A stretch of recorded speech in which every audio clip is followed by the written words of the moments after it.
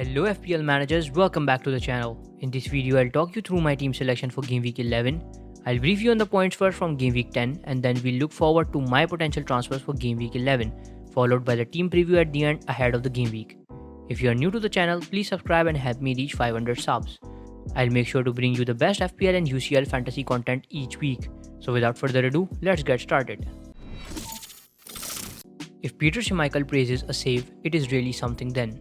The diving save from Ramsdale was appreciated all around the world as the Arsenal keeper stood like a wall at the back. He secured 10 points as he kept a clean sheet. It was a third appearance for Omobamidele in the Premier League and he ended up scoring a goal against Leeds, returning a good 10 points. Even though I feel sad about benching Ben White for him, but still thankful for what he returned.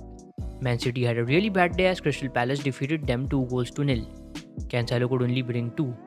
Trent Alexander-Arnold on the other hand had a bad day too as he could only manage 1 with no attacking returns. Just a bad day for the defense, but Omobamidele was a great differential, thus his 10 points played a major part. Moving on to the midfield now, Sarr continues to disappoint as he brought 2. I haven't been counting on him, but I wouldn't mind an assist or a goal from him. I will try to sell him out as soon as I get a chance. The Liverpool duo featured in the game. Salah got an assist as he returned 10 with the armband. Unfortunately, Jota got only 1 as he was subbed in late. Rafinha finally got his touch back as he scored a goal after blanking in 2 game weeks and missing 1. Antonio and Tony both blanked. It has been pretty frustrating stuff with Tony as he has been blanking for a while now. Antonio at this stage does not look like a similar potential option as he was during the start of the season. Jimenez returned yet again as he scored a goal, securing a good 9 points. So Ben White's points was what I lost the most on my bench as the rest of him all blanked. All of it resulted in a total of 58 points, giving a green arrow for the week. The rank moved up to 123k overall. Since then, there has been a lot of new and exciting stuff going on in the Premier League. Keeping all of it in mind, let's discuss the potential transfer for Game Week 11.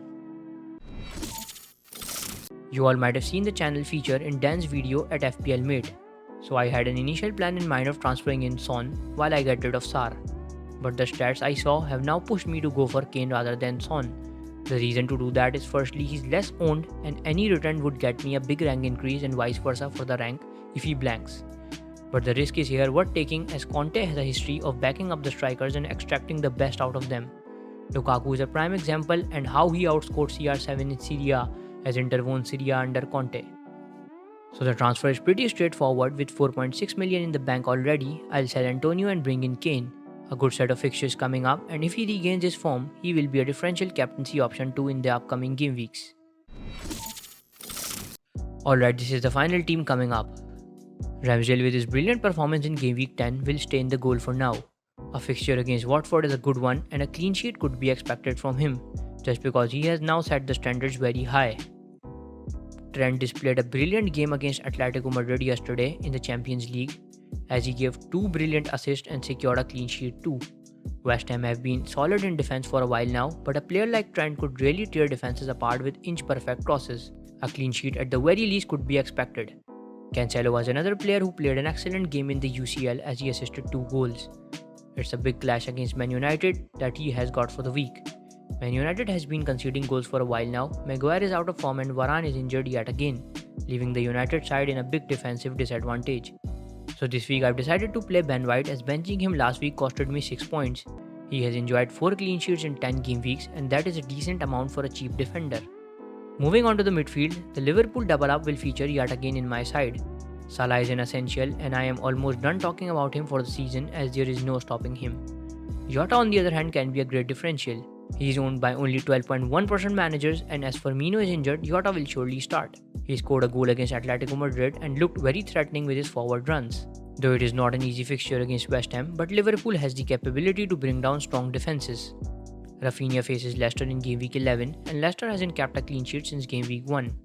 Though Leeds win is not guaranteed, but Rafinha's involvement in goals may very well be expected. Gray keeps his place in the midfield as I have decided to bench Sarr. Not much is expected of Gray as he hasn't been impressive for a while now. Him and Sarr are the 2 options that I look to get rid of sooner.